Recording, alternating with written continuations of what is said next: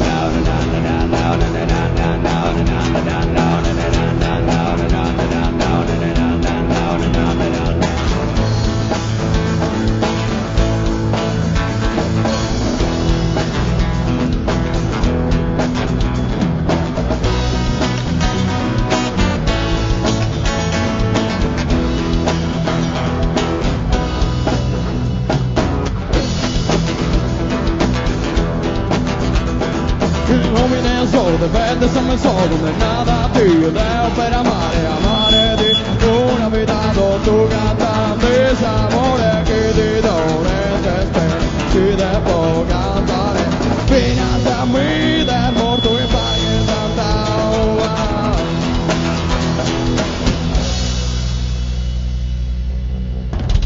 Thanks. Mulțumim foarte mult, super strong. În Drive, ai văzut, Teo? Așa se vorbește, așa se cântă.